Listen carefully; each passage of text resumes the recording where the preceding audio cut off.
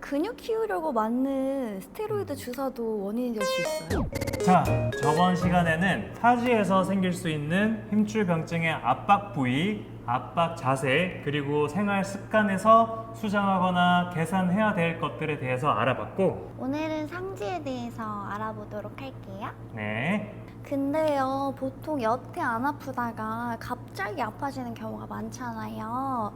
그럼 흔히 이제 많이들 말하는 쌓이고 쌓여서 누적되는 데미지 때문에 그런 통증이 오는 걸까요? 그렇게들 많이 알고 계시기도 하고, 심지어 이제 클라이언트 분들한테 그렇게 설명하시는 전문가 분들도 많이 계시죠. 아니에요? 가능성이 아예 없지는 않겠죠. 만약 적절한 휴식 없이 계속해서 데미지를 입혔다면요. 그러나 건강한 힘줄을 가진 사람도 갑작스럽게 힘줄병증이 생길 수 있습니다. 지난번에 말씀하셨던 것처럼 평소에 활동이 없다가 갑자기 무리를 하거나 아니면 안 하던 운동을 했다던가 뭐 이런 거 말씀하시는 건가요? 네, 고령과 컨디션 저하도 영향을 줄 수 있고요. 보통은 신체 활동의 갑작스러운 증가나 적절한 컨디셔닝이나 훈련 없이 새로운 운동을 할 때도 많이 발생할 수 있습니다. 바벨 컬이나 사이드 레트럴 레이즈 같은 운동을 갑자기 전에 하던 거에 비해 무게를 확 높이거나 개수를 많이 해도 힘줄병증이 생길 수 있겠어요. 네, 맞습니다. 무거운 무게를 갑자기 들거나 충분한 휴식 없이 계속해서 반복적인 움직임을 하는 것도 힘줄에 과부하를 줄 수 있죠. 그럼 힘줄의 직접적인 외상도 원인이 될 수 있겠어요? 그럼요. 원인은 엄청 다양하죠. 비만, 당뇨, 갑상선 질환, 고콜레스테롤 이런 것들도 영향을 줄 수 있고요. 통증 부위에 스테로이드 주사를 지속적으로 맞는 것 또한 힘줄병증의 원인이 될 수 있습니다. 근육 키우려고 맞는 스테로이드 주사도 원인이 될 수 있어요? 네, 맞습니다. 그래서 우리는 간혹 유명한 보디빌딩 선수들이 힘줄 부상을 겪는 경우를 볼 수 있는데요. 여러 연구에서 아나볼릭 스테로이드 자체가 힘줄의 콜라겐 생산을 억제하고 힘줄의 구조적인 안정성을 약화시킨다고 말합니다. 힘줄에 염증이나 미세 손상을 누적시킬 수 있고요. 그럼 근육을 성장하는 데 반해 힘줄이 이걸 따라가지 못하니까 또 고강도의 운동을 지속할 때 상대적으로 약한 힘줄에 과도한 스트레스가 가해질 수도 있겠네요? 맞습니다. 이처럼 수많은 원인들로 인해 힘줄병증이 발병할 수 있고 또 그만큼 아주 흔하게 접하는 근골격계 질환이죠. 그럼 우리 상지 힘줄병증 초기에 각 부위별로 어떤 자세나 동작을 피하고 또 수정은 어떻게 해야 되는지 알아봐요. 상지에서는 힘줄병증이 어디에 주로 좀 많이 발생을 할까요? 어깨, 팔꿈치. 네, 어깨나 팔꿈치, 그리고 이뿐만 아니라 손목이나 손에도 생길 수 있습니다. 그럼 근육이 있고 힘줄이 있고 이러면 다 생길 수 있겠는데요? 그쵸? 그럼 전에 하지는 밑에서부터 올라갔으니까 오늘은 위에서부터 한번 내려가 볼까요? 그럼 회전근개요? 그럼 저는 이두근 힘줄병증 하겠습니다. 하나씩 말하는 거예요? 그럼 삼두근 힘줄병증. 골프 엘보, 그럼 테니스 엘보. 손목 힘줄병증. 드케르뱅? 자, 첫 번째 회전근개 힘줄병증부터 알아보도록 하겠습니다. 회전근개는 견갑하근, 극상근, 극하근, 소원근 총 4개의 근육으로 구성되어 있고 어깨의 외회전, 내회전, 외전과 동적 안정성을 제공합니다. 이 중 팔을 15도 정도 외전시키는 작용을 하는 극상근의 힘줄에서 힘줄병증이 가장 잘 발생합니다. 회전근개 힘줄병증은 힘줄의 점진적인 과부하로 인한 힘줄의 통증과 기능 손상을 통칭하는 용어라는 점을 명확하게 하고 싶고요. 어깨 분야의 세계적인 석학이신 제레미 로이스 선생님은 내부적, 외부적, 환경적 요인들이 복합적으로 작용하여 발생한다고 설명합니다. 이러한 요인을 잘 파악하는 것이 효과적인 치료로 이어질 수 있다고 강조하시고요. 그렇군요. 그럼 초기에 약을 먹거나 주사를 맞는 건 어때요? 코르티코스테로이드 주사는 일부 사람들에게는 금기일 수 있습니다. 힘줄 파열의 위험성도 있고요. 필요시에 비스테로이드성 항염증제나 주사요법을 사용할 수는 있겠지만 이러한 것들은 단기적인 통증 완화에는 효과적이지만 기능 개선에는 도움이 되지 않는다고 합니다.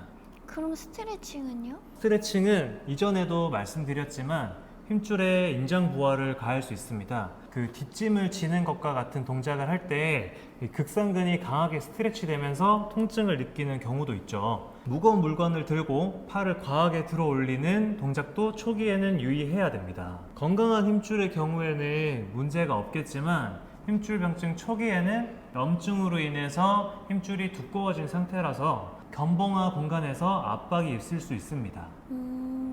그럼 운동도 제약이 있겠어요? 장기적으로 저항 운동이 반드시 필요하지만 초기 단계에서는 신경근육 기능 저하와 통증 악화가 발생할 수 있습니다. 특히 우울증이나 불안과 같은 심리적인 문제가 있는 환자들에게는 특히 주의해야 됩니다. 정말 통증을 줄이고 염증을 완화시키는 게 중요하겠어요. 네, 통증을 줄이고 기능을 회복하는 데 적절한 운동을 잘 선택해야 되겠죠. 그럼 직접적으로 회전근개에 강한 자극을 주지 않으면서 어깨의 기능은 개선시켜줄 만한 운동을 하는 게 좋겠네요?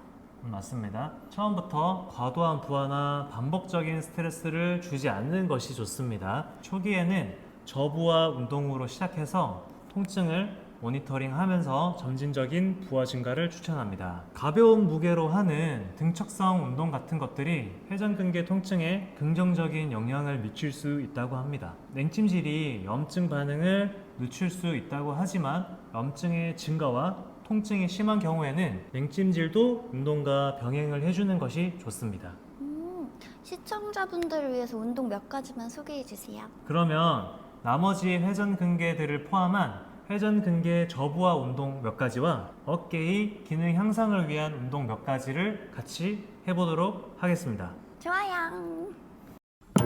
회전 운동 먼저 해보겠습니다. 첫 번째 운동은 베드에 팔꿈치를 대고 세라밴드를 주먹으로 꽉 쥔 상태에서 외회전을 해주는 거예요. 쭉, 네, 그 상태에서 등척성으로 버텨주기 한 30초 정도. 두 번째 운동은 사이드라인 익스터널 로테이션.